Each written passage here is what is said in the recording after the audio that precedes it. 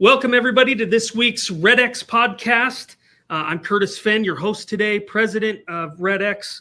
Been in the industry for 20 years, as you know, and what we try to do here is we bring on people who can help you implement things into your business right now to help make a difference in your business right now. So wherever you are listening or following or watching on the many places that this podcast is broadcast, make this somewhere where you participate. So ask your questions, put your questions. Our team will be there to answer questions. But we also, if the guest and I end up talking about references or links or books or websites, the team is there to make sure those links are there for you. So today I'm very excited because we're going back to some of our roots. If you've been following our podcast, we've talked a lot about social media, a lot about postcards, a lot about all kinds of alternative lists and people and things that you can do. But I've been around for 2 decades in this industry. And when I came into the industry, Expireds and FSBOs were still the name of the game for the top producing agents out there. And I don't think that that's changed. I think there's a tremendous opportunity in these two lead types, regardless of how you go after them, whether it's through calling or all of the other methods that you can add to your repertoire of marketing that you're going after people. But I'm really excited about our guest today. Our guest today is just a listing machine. When he was an active agent, he did 53 listings in his first year. And by the time he got out of full-time production, he was doing over 120 listings every year. And he did that in 4.5 days a week. I'm going to let him tell the story. So without further ado here, welcome Rob Daniel. Yeah, thank you, Curtis. Appreciate that very much. And by the way, I did over 120 listings a year. It was 125 closings a year. And I listed somewhere about 160 a year. So there was about 125 closings. That's amazing. And Rob, you did it in 4.5 days a week, which is pretty big deal because you didn't have a huge team to do those numbers either. No. I didn't work any Sundays. I made that clear right from the very beginning. I just never have worked Sundays in the business. That's kind of my family day, church day, football day, rest day, that kind of day. And then I worked a half a day Saturday because I always promised my kids I would be home by 2:00, no matter what, on Saturdays to be with them. And then golfed every Friday and date night every Friday night, 5:00. Never miss, never late for probably 40 years. Date night, Friday night, 5:00, never miss, never late. That's amazing. Well, Rob, I think that we've got to the point in our industry in the last 2 years where people hear those numbers and they immediately start to tune out. I mean, that's not even in the realm of the goals that a lot of agents are setting. In fact, we just got a survey back. The average agent sets about 25 as their goal of transactions for the year. So when they hear 53, like, I don't even know how to do that. I don't have that much time. I don't have the skill. That they're worried. So let's bring this down to layman's terms to teach people what they can do to start to work towards getting those numbers without the impossibility of it. Yeah. Something, Curtis, again, whenever I came into the business, I had some great coaches. Not many people have great coaches. And great training. I got to admit that. And they gave me a great work ethic. Certainly my parents gave me great work ethics, but my broker and a trainer that I went with actually gave me a really great work ethic. And they actually talked me into, and we always have heard this, right? Listings are the name of the game. And I never could understand, why not do listings, or why do listings? And I realized that if I'm going to control my life, and I'm going to control it, weekends, and I didn't want to work Sundays, right? And if I wasn't going to work Sundays, and people might say, well, when did you do your open houses? Well, strange enough, sometimes I did them on Wednesday nights, and most of the time I did them on Saturday mornings. And so, or I got somebody else to do the open houses and just let them have the leads. But the bottom line is that, somebody told me this one time, and I said, this just makes sense, was that if you were gone 2 weeks on a vacation and you were working buyers, could you come back off the 2 weeks vacation and have contracts on your desk? Well, probably not, unless you have a bunch of buyers agents or something like that. But if you had 20 or 30 listings in your inventory and you left for 2 weeks and you came back, could you have 4 or 5 contracts on your desk? And the answer is yes. And I said, that's what I want. I want people showing my property on weekends while I'm not doing anything, or on Fridays while I'm playing golf. I want somebody else working for me. Now, isn't that the ultimate thing about business, is to have somebody working for you and you make money? Okay, so I wanted all the buyer's agents out here that they felt like that was the more easier path of least resistance, right? Go show property. Oh, I love homes. I just want to show homes and these type of things. And I said, okay, go show all of mine. I'm just going to list. And by the way, if I forget it, my best month that I ever had in listings was January 1994. I know some of you were not even born then. So, January 1994, I listed 31 houses in 31 days. Okay. 31 houses in 31 days. And I'll tell you just a little bit about that, but that's how I grasped listings. And I want to say this to your viewers out here and the people that are listening. I listed 48 houses my first 6 months in the business. Okay. 48. However, I only sold 10. Now you got to remember the average time on the market now this was back in 19, oh, you ready for this? 1988 and 89. Okay. The average time on the market was about 180 days. Okay. 180 up to 200 days. So I listed 48 houses and I sold 10 the first 6 months, Curtis. Second 6 months, I listed another 50 houses, but I sold 43 in that 6 months. Why? Because of the listings that I sold and the seeds and everything that I planted. The first 6 months came to harvest the second 6 months. Yeah, right. You got to fill a pipeline. Exactly. And it all came mostly from expireds and for sale by owners. Now, I got to tell you this. I sat back and I said, why aren't people going after expireds and for sale by owners? Most of them cannot take the heat from them. In other words, an expired is going to come after you a little bit because they just had a terrible experience maybe with their realtor. Nobody sold their house. They wanted to move on. So, man, when you call them, you've got to expect, man, they're ready to come after you, okay? However, I didn't care about that, and I'll tell you that in a second. But for sale by owners, I looked up a statistics, and you may know them better than me, from National Association of Realtors, that like 70-something% or so for sale owners end up going with a real estate agent. Yeah. And I'm like, Curtis, I said, these are people that want to sell their house. Both sets, they want to sell their house, and expireds will pay a commission. I'm a realtor that sells houses. What a great match. Yeah. I just need to learn how to handle them. And so I say this to everybody out there. I mean, you got to learn how to just handle their objections, and you got to be calm and cool about it. And I'll show you how I did that. But if I could say this one thing, I was coaching several of the people that I have. I do have a coaching program that I do, an expired for sale by owner, where I help people list 1 to 2 expireds and 1 to 2 for sale owners every month.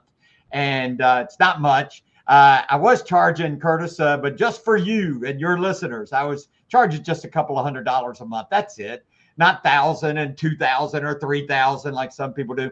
But I'll do a nice one for you, $99. $99, and you get me to be able to help people to do this. But here's the thing.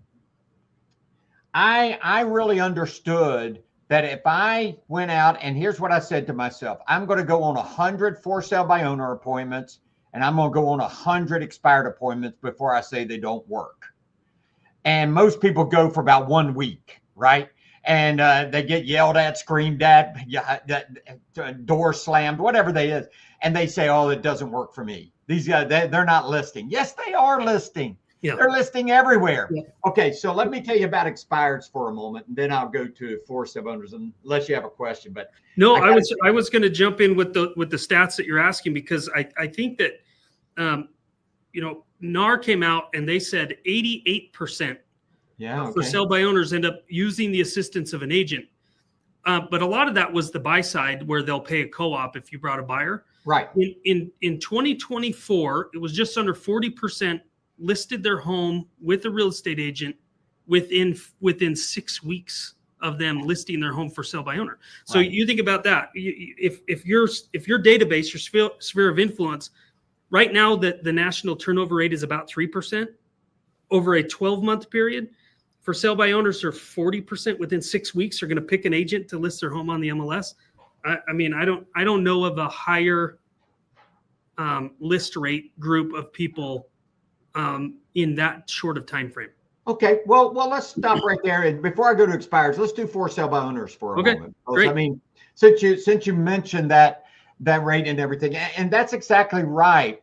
Now, expireds, I always went for the throat right from the very beginning, because I felt like you could follow up on them, which I did.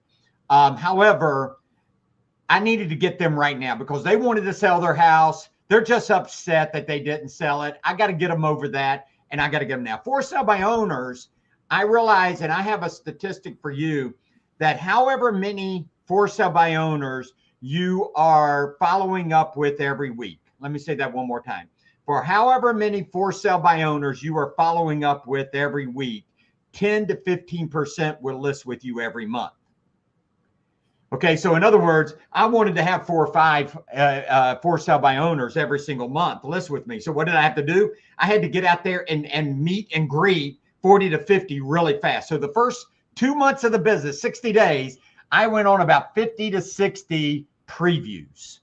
Okay, I knew that, I wasn't one of these, and I know there's a lot of people out there that go the opposite or the other side of the coin, and they go after for sale by owners right then. But mine was more, I want them to meet me, okay? And I just need to get the appointment. If I could get in their house, I'm not gonna do what we shouldn't do as realtors, and that's bait and switch, right? We shouldn't go in there saying that we got a buyer or something like that, and then try to switch them, or we're coming over for a preview, and we start trying to get their listing. Now, don't get me wrong. If they bring it up, I was ready to go. However, I didn't bring it up. So my whole point was I needed to get a bunch of appointments, preview appointments. That's what I would say to your audience. Go master the appointment. Go master the appointment. If you screw it all up when you get there, okay, fine. But if you can master the appointment, I can help you figure it out in the house. Don't worry about that. But go master getting the appointment. And so here's all I did. I would call them up. Hi, how you doing? This is Rob Daniel. I saw that you're selling your house yourself. I just need to ask you one question. If I had a buyer, would you entertain a one-time showing? Now, I got to tell you something. Everybody, most of these for sale by owners know what a one-time show. They know what I'm asking. I'm asking, would they pay the commission? Okay, that's what I'm asking. And I would say, Curtis, 95% automatically said yes. The other 2 or 3% would, there'd be these type of people that say, well, do you have a buyer? Oh, I'm sorry, Mr. and Ms. for sale owner. You missed the if part at the very beginning. Yeah. If I had a buyer, would you entertain a one-time showing? Oh, yes. I'll, if you have a buyer, I would. Well, I don't know anything about your house. You can send me to Zillow. You can send me to places. You can send a flyer to me. You can send anything out here to me. And it just doesn't do it justice. I'd like to see your house through your eyes, so that you can show me every nook and cranny in the house that a flyer can't do, that other people cannot give it to me. And I won't take but about 15, 20 minutes of your time. And that way, when I do have a buyer for your house is in the forefront of my mind. So don't ask them if they will give you the appointment. No. That's not a good close. Just go ahead and assume you got it. Is Monday good, or is Thursday better for me to stop by? Well, Thursday. Okay, is that afternoon or morning? Afternoon. Is that 5 or 7? 5. I'll see you then. Bye. Get off the phone, people. You high eyes in here, you know what a disc is, D-I-S-C, and your high eye are the people that talk. If you're a high eye, get off the phone. You got the appointment. That's all you needed. Now go get 5 more appointments. 5 more. And do it this week. And Rob, so do you remember then your show rate? Meaning how many of those appointments ended up trying to cancel on you before you showed up? Oh, yeah. The great point. Probably, if I had 10, let's go with that number. I probably had 2 or 3. So 20 or 30% wasn't there. And I was expecting that. Yeah. Okay. But guess what? 5, 6, or 7 were there. That's who I was looking for. I wasn't looking for those 3 that weren't going to be there. I was looking for the 6 or 7 that were going to be there, that I can introduce myself, let them know I'm going to follow up with them, and they see my face, they see who I am. And now when I call, I'm just golden with that. And by the way, when you're in the house, do not go to the kitchen first. Okay. You go to the bedrooms first. And by the way, I have the greatest script ever. Greatest script. First of all, you take your pad, and I'm going to give it to your folks right now, the greatest script that's ever been written whenever you go and preview the property and preview the bedrooms and stuff like that. When you get in there, you got your pen, you got your paper. Here you go. You might want to write this down. Get ready. And I know you'll probably get a recording from it or something, but listen, here we go. Ooh, ah. Ooh, ah. You might want to practice that with me right now. Ooh, ah. Look, I know I'm being a little bit funny, but that's the truth. You don't go tell them what's wrong with their house. You don't go tell them that anything is wrong right then. You're not going to get the listing if you do that. You just ooh and ah the house, and you keep moving through the house until you get to the kitchen. Don't go to the kitchen first unless you want to sit something down and say, hey, can you show me the bedrooms? But go to the kitchen last, because you're going to stand up. Don't sit down. Sitting down says, I'm going to take your listing right now. You didn't go there to take the listing. You went there to get the preview and let them in. And now, again, if they talk about taking the listing, go ahead and have that conversation. But I'm standing up at the table, and here's what I say to them, Mr. and Mrs. Forsyth owner. Listen, I just want to give you kind of an ugly statistics. The National Association of Realtors says this blank percent end up going with a real estate agent. Now, I hope you don't go. I hope you're not in that percentage. In fact, I hope I'm the one that sells it. And again, I make my money, you make your money, and we live happily ever after. However, just in case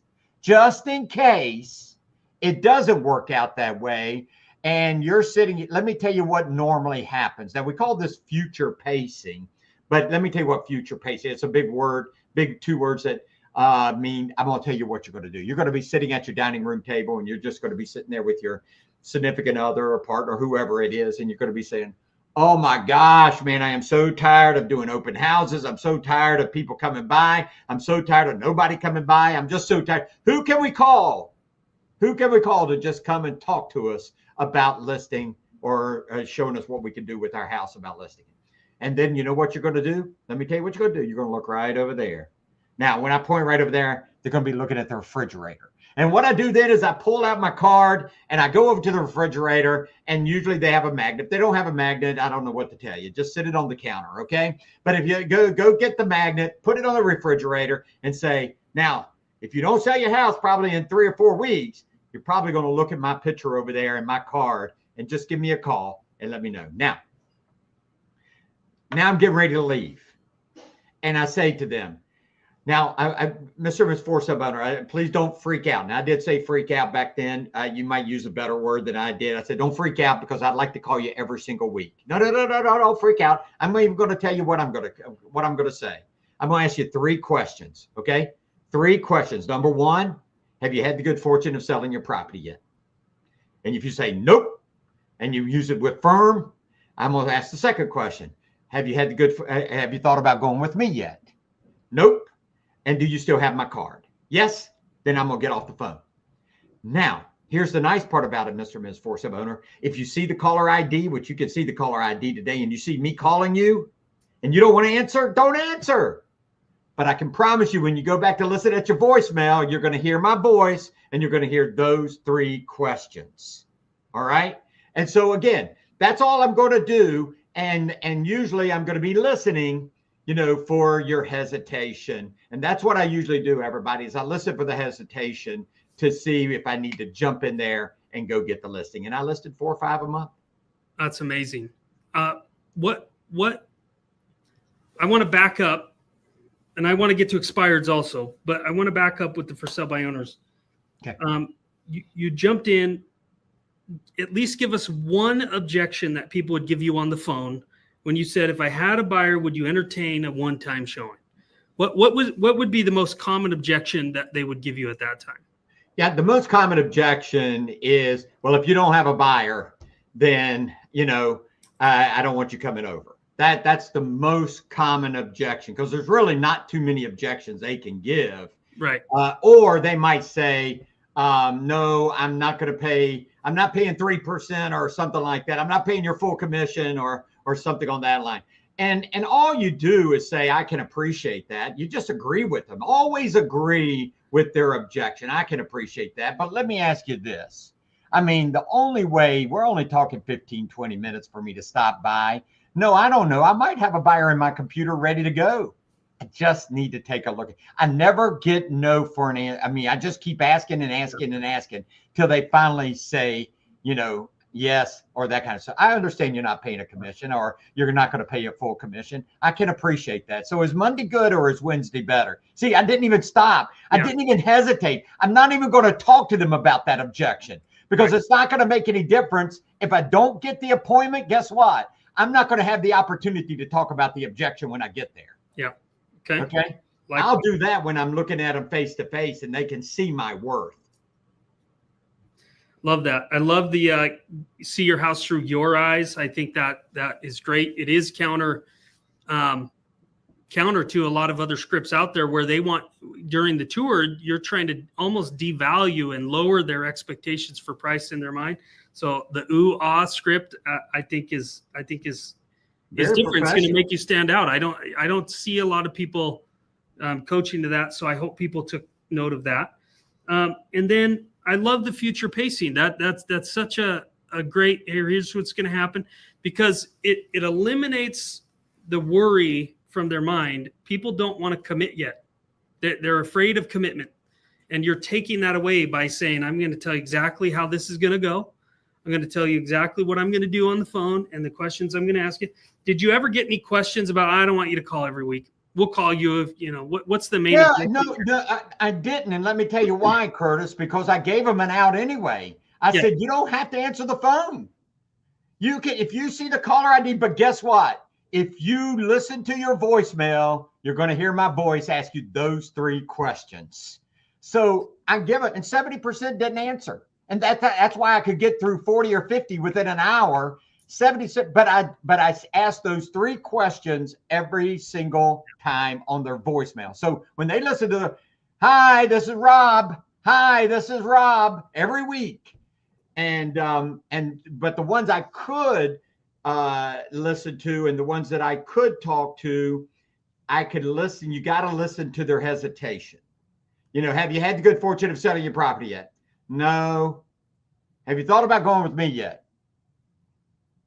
No. Ooh, I hear a hesitation. It wasn't no. Yeah, it was because I want everybody to hear this. Every week you could get a no, yes. No, yes. I still have your number. No, I'm not. I haven't sold it. No, I'm not going with you. Yes. No, yes. No, yes. All day long you get no, yes. And all of a sudden you get a no, yes. Uh-oh. I heard a hesitation. And you got to be aware of that, because you'll get programmed of the no, yes. But you got to be aware that when you hear a hesitation, they're going to list with somebody within 2 weeks. May not be you, but within the next 2 weeks, hey, listen, Curtis, I heard a little bit of a hesitation in your voice right there. Whenever I said, have you thought about going with me? Why don't I do it? Why? And here's the opposite way, Curtis, ready? Why don't I do this for you? Why don't I just stop by this time and take a look at it through the buyer's eye, and let me find out why they're not buying your house, why they're not putting a contract. I looked at it through your eyes last time. Now let me look at it through the buyer's eye and find out why you're not getting a contract. You don't have to list with me. Yeah. But just let me come by. But let me ask you this. Will all the decision makers be there? I'm going after the listing now, man. Yeah. I mean, if I'm coming back, I need all the decision makers there, because I'm coming to get the listing. Love it. I think before we move on to FSBOs, I want people to take note, and I wrote it down, that for all of the people you're following up with weekly, 10 to 15% will list with you. That's right. Well, and what I love about prospecting, and not prospecting phone, think of prospecting as the act of proactively going after business. So regardless of communication method, whether it's on the phone or you're knocking on doors or whatever, when you know your numbers, you can build a predictable pipeline of business.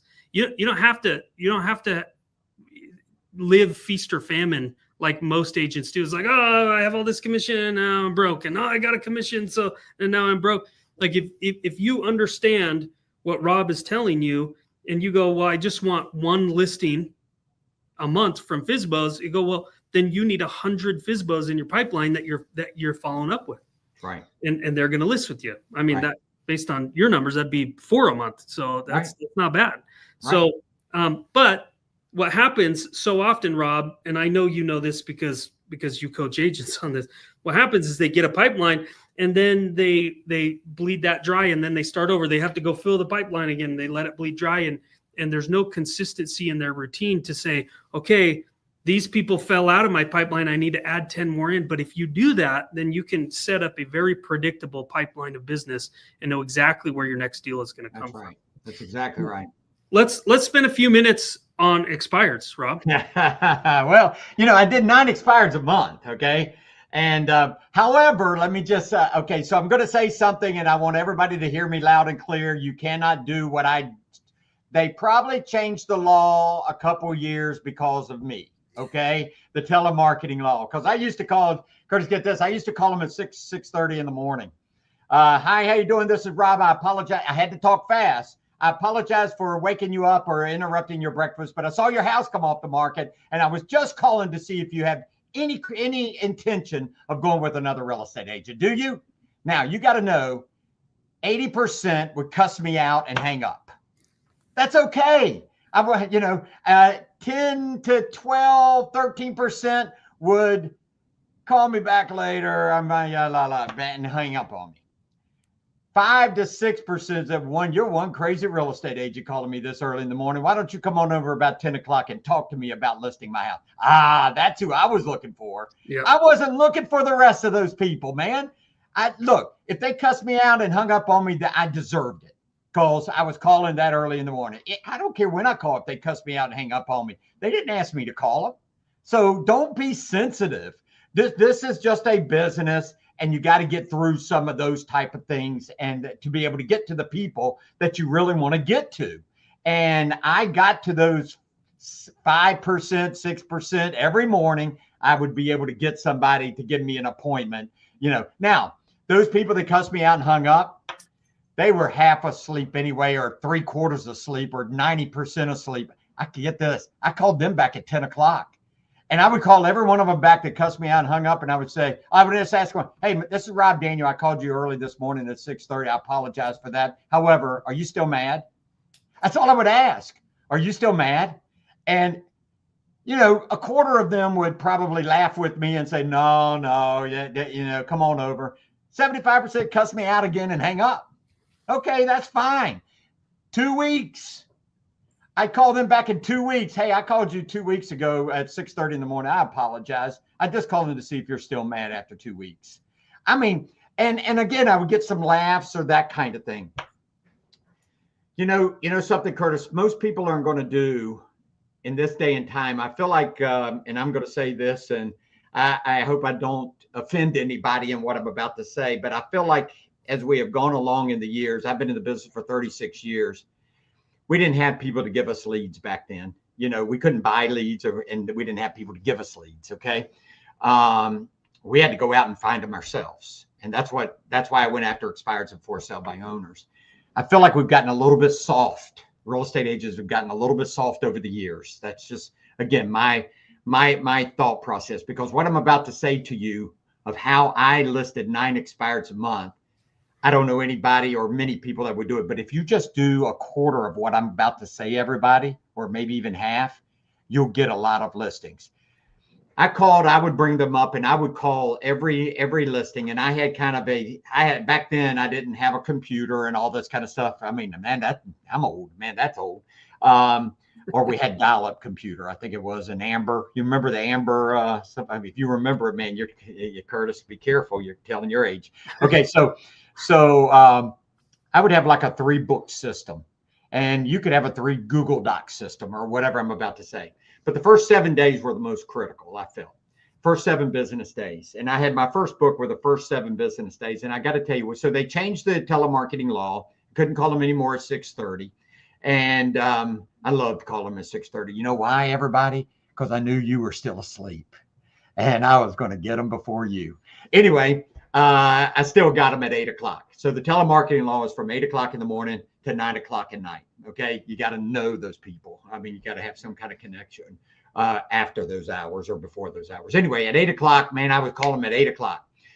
And all those that I didn't get a hold of, which was many, because at 8 o'clock, there are already some of them gone to work, you know, I would call them back at 10 o'clock, every single one of them at 10 o'clock. And if I didn't get a hold of them then, and I would leave a message, by the way, at 10 o'clock. 10 o'clock and 4 o'clock, I left a message. Hi, this is Rob. I saw your house come off the market, and I was just giving you a call to see if you have any intentions going with another real estate agent. Hey, listen, give me a call. Here's the key, everybody. Hey, don't worry. If you don't call me, I'll call you. And that's what I would say. And so then I called him at 12:15. Now, you might say, why 12:15? Because I called him 5 times a day. I was going to get... That's how I fed my family, Curtis. Right. You know, I mean, if you are broke out here, listen to me. If you owe credit card debt, if you are in debt, or you're not making the money you want to make, expireds and forced sale owners have your money.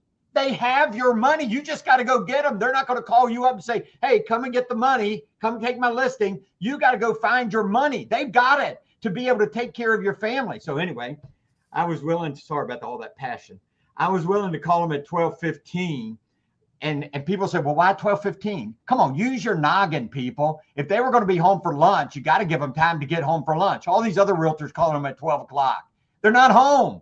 You call them at 12:15 when they get home. So, and then I called them at 4. Why 4 o'clock? I lived in a area between Williamsburg and Virginia Beach in Virginia, mostly military, blue collar, and a lot of them got off work at 3 o'clock. And so I could get them home at 4 o'clock.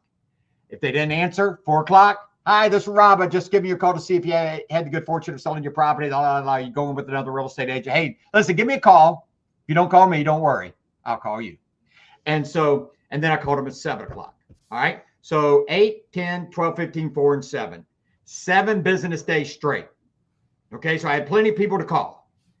And then after the 7th day, if I hadn't got a hold of them, I put them in another book that would be about that thick, a 3-inch binder, because from 10 o'clock to 11 o'clock, every single day, Monday through Thursday, I would call the expireds. And that book, the people I didn't get a hold of, I would call them for 3 months straight. And sometimes I wouldn't call them, you know, it was that thick. So I would call as many as I can, then put a little thing there, get back, call them. So it might be a week or two before I called those people that I called 7 days straight that I didn't get a hold of. But I did it for 3 months. And then after 3 months, I threw them away. Okay. But those were people that, again, and then I had a third book, just so you know, I had January through December tabs. So that when I got an appointment from one of these, for example, if somebody said, like right now, it's March. Okay, so they call me back in the spring, or call me back. You know, I think I'm gonna wait till after the summer. Call me back in September. So when would you call them back? And everybody would say, "Well, call them back in August." No, you call them back every month. Every month you call them back. Why? Here's what I would say to them, and I put them in that book. Every month I would call them back and just move them down. They'd say, "Call me back September." I would call them back every month. And here's what I would say to them. Here's my script. Hi, how you doing? This is Rob Daniel. I talked to you last month. You said you were going to do something maybe in September for me to call you in September. Hey, listen, all I'm doing today is, and keep it simple, everybody. All I did was say, hey, has anything changed? And then be quiet. You know, has anything changed? Now, you got to realize, and again, I'm going to say this. I was in a military town. Guess what? Something could change, right? Right. I mean, in a heartbeat. Back then, something could change. They get orders, they get something, something could change. And many times something did change. And that's all you got to say. You don't have to keep talking to them. Get on to the next people, everybody. Stop trying to have a long conversation and convince these people to list their house. You got 89 people, 500 people to call. And, don't sit there and try to get one person that you just are just beating to death. I mean, just ask, hey, has anything changed? So I would do that. I got a couple other small things I'll tell you about, but here's what I want to say to you. Here's my script. Hi, how you doing? My name is Rob Daniel, and I saw your house come off the market, and I was just giving you a call to see if you have any intentions of going with another real estate agent. Do you? It didn't matter what. No, I'm going for a sub-owner. No, I'm doing this. Well, and here's what I would say all the time. I can appreciate that. Well, I'm going to take it off the market. I can appreciate that. I hate all you real estate agents. I can appreciate that. I don't like some of them. I can appreciate that. But let me ask you this question. Here it is. If you had sold with that other real estate agent, just a little bit of a stab, where you moving to next? That's the $1 million question, Curtis. Yep. That you got to take them from the position they're in to where they want to go. That's their happy place. You can't let them sit there and just dwell in the house. They're mad. You can't talk about price. They're mad. You can't talk about the other real estate agent. That's what they want to talk about. Yeah. You got to put them in their happy place. Where are you moving to next? Well, I'm moving to Florida. Woo, what a wonderful place. I'm moving to California. Woo, what a wonderful place. I'm moving to Fargo, North Dakota. Woo, what a wonderful cold place. I mean, and then when you get them there, like Florida, let's say, well, is that the East Coast or West Coast? West Coast. Oh, man, that's kind of the quiet place over there, man. You must want some peace over there because the East Coast is wild and crazy. West Coast is, nice and calm. I mean, do you fish? Are you going there for your kid? So you keep them in their happy place. Here we go. Until you get their defense down, and you can feel them smiling all of a sudden. Bam, get the appointment, get off the phone. Because once you get the appointment, if you don't get off the phone, they're going to bring you back to the house again. Yeah. Why it didn't sell, why you don't want to have that conversation while you're on the phone. You want to get the appointment. And if you've heard me with both for sub-owner and expired, the bottom line is get the appointment. Guess what? Everybody, how many of you have an appointment tomorrow or Wednesday or I don't know what day this is going to be on. How many of you have an appointment tomorrow or the next day or the next day? If you don't, I'm talking about an appointment of somebody that's going to buy or sell a house, then you're out of business. I mean, you don't have a business. If you don't have an appointment in our business, you're out of business. Yep. And so you put them in their happy place and man, you just hit them. Now, I got to tell you this. I mean, and I'm I don't know when this will air, but here's the thing. End of the year, okay? I never listed less than 20 houses in January. And I just want to point this out. New Year's Day, however many for sale by owners are coming in your city, coming off the market in your city in a month, that's how many will come off that one day on January 1st, New Year's Day. Yep. And I would get up early in the morning. I had to go in the office and fax them off, and copy and everything. I didn't have that luxury, but I would go and deliver packets to them. Now there wasn't much in the packet. Whatever company you're with, you just put I'm number one about this and number one about that, and you deliver it. Because then now you've got something to talk about, right? Right. Never call them before 11 o'clock on New Year's Day, just so you know, because they're all jacked up and they partied that night. They're getting up at 11 to go watch football. And never try to get the appointment right then. You get the appointment a week or two later. Okay? So just know that. Well, we have some great stats on for Expireds FSBOs that come off the market in January. Tend to wait much longer before they relist. So you're right on. The stats from 2024 still prove what you're saying true, is that they take a little bit longer. Those that come off the market at the beginning of the year take a little bit longer. Your opportunity for those people extends all the way through Q1. When you get into Q2, that time frame starts to shrink. People are making a decision much quicker of who is the next agent they're going to list with. So, Rob, this is a lot of information. We could keep going, but you mentioned a $99 deal for people watching the podcast. Where do they go to take advantage of that? Yeah, listen, here's what I'll do. I will make sure that you have the link to be able to do that. And you'll be able to go, give it to them whenever you do this, if that's okay with you. Is that okay? Yep, it's great. I can do that. I want to say that $99 should not be a lot of money to be able to learn how to, over a year, to list 2 to 3 expired or forced owners every single. Look how much money you're going to make versus that $99. And here's the other thing I would say, guys. The best thing you can do is join the coaching program, but get REDX and let them send you the expireds and forced owners in a nice packet every single morning. It's right there in your email. It's a no-brainer, guys. It's just a no-brainer. You have them. They even have some past. I think I'm saying the right thing, Curtis. They have old expireds. Yep. By the way, all you got to do is call them up and say, hey, I saw your house come off the market back in December, and I'm just calling to see if anything changed. Don't make it complicated, guys. You make it too complicated. It's not. Just get through the list. Get to the people that want to do it. But let Curtis send it to you in a nice packet, and then let me coach you every week and help you with this role playing, handling objections, and also helping you lead generate. Love it. Well, everybody, I think Rob will have to come back because that was just too much information. I hope you took notes. I just wanted to mention one thing to follow up with the expireds that I think Rob did very naturally. And if you caught it, I think it's worth writing down. He understood his market. Like his schedule of following up was based on his market, the work schedule, the blue collar, the military.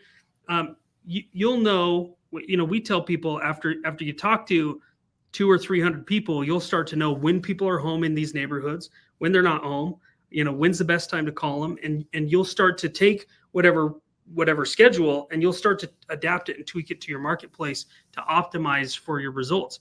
Because the ultimate goal isn't just listings. It's to be able to golf every Friday and be home with your family every Sunday and to be on date night every Friday, right? We're building a lifestyle. And what I love about Rob and what you've done is it is counter to some of the people that come in and say, look, if you grind for 5 years, you'll be able to live a life that nobody else gets to live for the rest of your life. And while that may be true, I have kids, I have young kids. Now is not the season for me to go grind 100 hours a week to go build an empire. Right. But what I love about the message that you brought is that there is possibility for people to have the lifestyle they want, build the business that they want, all at the same time. So guys, take advantage. The link is in the comments. Take advantage of what Rob is telling you with the coaching. Take advantage of REDX. Go check us out. We'd love to help you out with your lead generation. But everybody, thank you so much. Put your questions, comments, if you have any, we'll try to get to those. Otherwise, thanks for joining us today. We're here every Thursday at 1 o'clock Mountain Time. So we'll see you next week.